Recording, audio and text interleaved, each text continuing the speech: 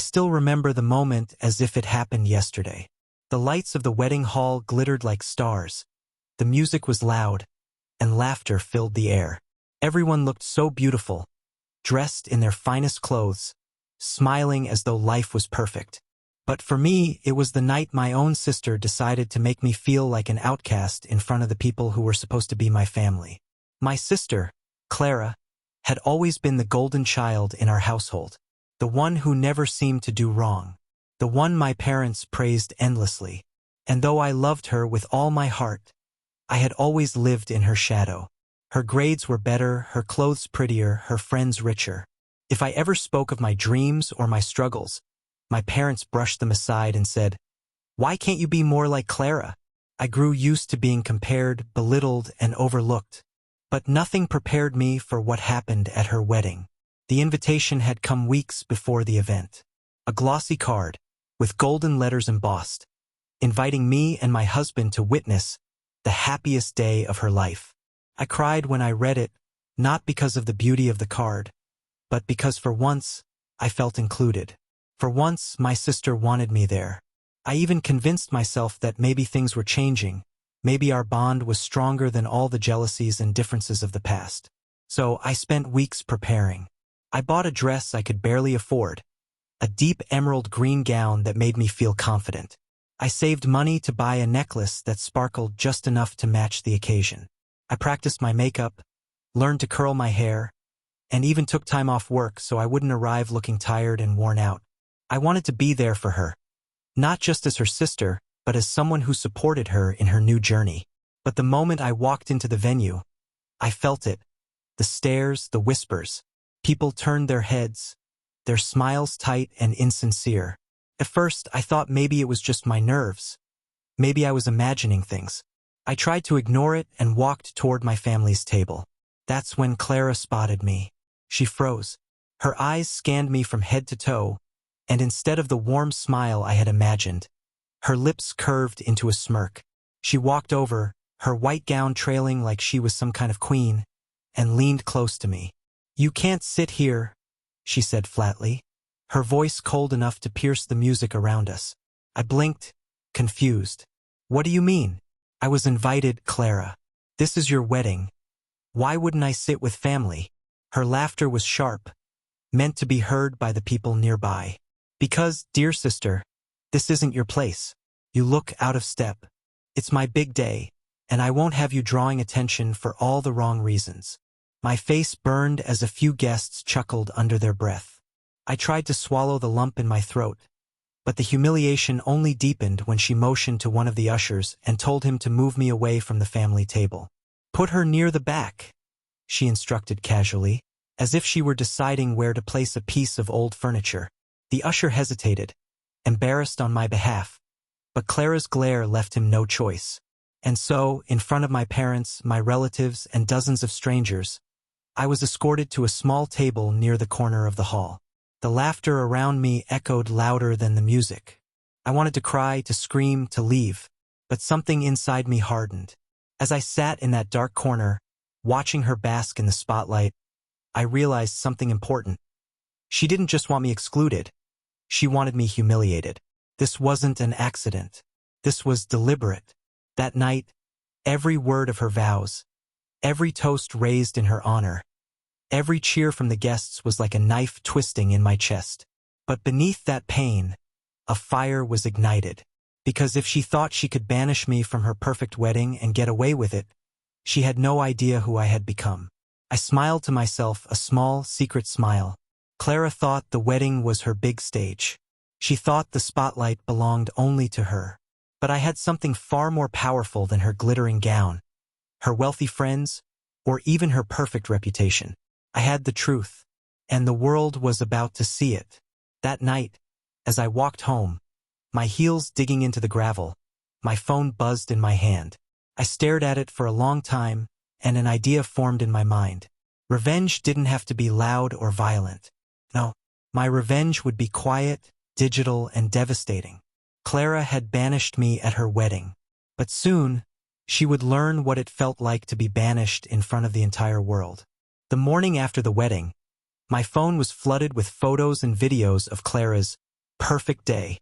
Friends, relatives, even distant cousins had shared them online with captions like, "A fairy tale come true," and "The most beautiful bride."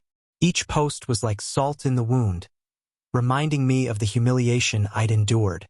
But instead of crying, I started planning. I knew something no one else at that wedding knew. Clara's life wasn't as flawless as she made it seem. I had been her confidant once, before she decided I wasn't worthy of her spotlight. I knew about the secrets she hid so carefully, the lies she told to keep her image polished. And for years, I had kept those secrets locked inside me, thinking that protecting her was my duty as a sister. But sisters don't destroy each other in public. Sisters don't banish one another like trash. That afternoon, I opened my laptop and scrolled through the old messages we had exchanged over the years. There they were, her texts about how she cheated on her college exams, her confessions about borrowing money from shady people, her complaints about her fiancé before he became her husband. There were screenshots, photos, even voice notes. Every piece of evidence that painted a different picture from the one she displayed on her wedding day. At first, I hesitated. Was I really going to do this? Wouldn't it make me just as cruel as she had been? But then I remembered the laughter of the guests, the smug look on her face as she pointed me toward the corner, the way my parents stayed silent instead of standing up for me. The anger returned, stronger this time. If she wanted a stage, I would give her one. But this time, it would be a stage she couldn't control. I created a private account on social media, one that couldn't be traced back to me. I uploaded one photo at first, Clara in her wedding gown, smiling under the lights. The caption read, "She looks like the perfect bride." But do you know the real story? Within an hour, the post started gaining attention. Curiosity is a powerful thing. People who had been at the wedding recognized the picture and began sharing it. Comments poured in. "What do you mean? Is this a joke? Tell us more." So I did. The next post was a screenshot of a conversation Clara had once sent me late at night, where she admitted she was marrying her fiancé not out of love, but because his family had money and connections. The caption, "Fairy tales aren't always what they seem. The internet thrives on scandal." People were hooked. They wanted more, and I had more than enough to give. Each day, I released another piece of the puzzle. Her lies, her betrayals, her hypocrisy. I blurred names where necessary, but the context was clear enough. Everyone knew exactly who it was about. By the end of the week, Clara's image as the perfect bride had shattered. Her friends stopped tagging her in posts. Some even unfollowed her. Whispered conversations followed her wherever she went, though she pretended not to notice. My parents called me furious. "Did you see what's happening to your sister?" My mother shouted over the phone. "She's being torn apart online. Someone is out to destroy her." I bit my lip to stop myself from laughing. Really? That's terrible. Who would do such a thing? The irony was sweet. For once, Clara wasn't the shining star. She was the scandal, and I was the one in control. But revenge has a way of deepening. Once you taste it, it's hard to stop. What started as a few posts became an entire page dedicated to unveiling the truth about Clara. People began sending me anonymous tips. Stories about how she treated her classmates in school, how she lied at her job interviews, even how she borrowed clothes and never returned them. I didn't have to do much anymore. The world was feeding me the ammunition. Meanwhile, Clara's marriage started to crack. Her husband, the man she thought would secure her future, wasn't blind. He read the posts, saw the evidence, and started questioning her. Their arguments spilled into public when neighbors overheard her screaming. And though I should have felt guilty, I didn't. Not after the years of being told I wasn't enough. Not after being humiliated in front of everyone I knew. Still, there was one more card left to play. The one secret Clara had begged me never to reveal.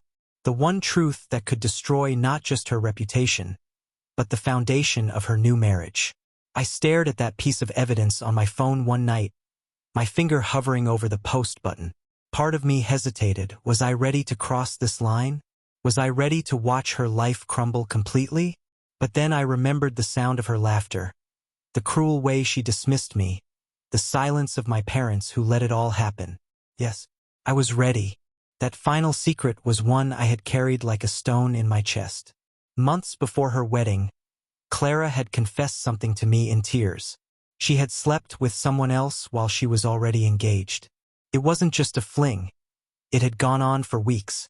She had sworn me to silence, terrified that her fiancé would leave her if he ever found out. And like a fool, I had promised to keep it. Now that promise burned inside me. Why should I protect someone who had never protected me? Why should I stay silent while she paraded around as the perfect bride? So, late one night, I typed out the caption. Behind the veil of perfection lies betrayal. Even before she said, I do, her heart belonged elsewhere. Then I attached the screenshots she had once sent me, her own words admitting her guilt. The post went live. The reaction was explosive. Within hours, the page was flooded with comments. Is this real? I knew she was too good to be true. Poor guy, he doesn't deserve this. The story spread like wildfire, beyond our circle of family and friends. Strangers were debating it, analyzing every screenshot, every detail. By morning, Clara's husband had seen it. He stormed out of their house, suitcase in hand. Neighbors whispered about how she chased after him, sobbing, begging him to believe her. But the screenshots didn't lie. Her own words were carved into the internet forever. And I watched from the sidelines, silent, anonymous, satisfied. For the first time in my life, Clara wasn't the golden child. She wasn't the one everyone admired. She wasn't untouchable. She was broken, exposed, and powerless. The way she had made me feel at her wedding. My parents called again, desperate this time. My mother's voice cracked as she said, Your sister is falling apart. She can't even leave the house without people staring. Whoever is doing this has gone too far. Too far. I almost laughed. Where was that concern when I was humiliated? Where was that compassion when Clara banished me like I was nothing? I let her words wash over me and replied with a calmness that surprised even me. Maybe she's finally learning what it feels like. For a while, life felt strangely peaceful. Clara retreated from the world, her perfect image shattered. I stopped posting after that last revelation, satisfied that I had taken back my power. The page remained online, a monument to the truth, but I didn't add anything new. Weeks passed. The whispers about Clara didn't fade, but I no longer felt consumed by anger. I started to heal in a way I hadn't thought possible. For the first time, people began to see me differently. Friends reached out. Distant relatives who had once overlooked me sent messages of support. I wasn't invisible anymore. And Clara? She stayed quiet.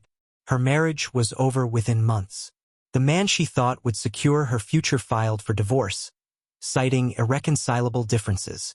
She tried to salvage her reputation, but every attempt only reminded people of the scandal she couldn't erase. One evening, as I was walking home from work, I saw her sitting on a bench near the park. Her makeup was smudged, her eyes hollow. She looked nothing like the radiant bride from those photos. For a moment, I almost felt pity. Almost. She noticed me and her lips trembled. Why? She whispered. Why would you do this to me? I met her gaze, steady and unflinching. You did it to yourself, Clara. I just stopped protecting you. There was nothing left to say. I walked away, my steps light, my heart strangely calm. Revenge hadn't just been about exposing her. It had been about reclaiming myself, about proving that I wasn't weak or invisible or disposable. For once, my story wasn't written in Clara's shadow. And though some might say I went too far, I knew the truth. Sometimes justice doesn't come dressed in kindness. Sometimes it arrives cloaked in fire, sharp enough to cut through years of silence. That night, I deleted the page. My work was done. Clara's secrets were no longer my burden, and her downfall was complete. I had my closure. And for the first time in years, I slept peacefully. No longer the sister who was cast aside, but the woman who rose from the ashes of betrayal and finally claimed her voice.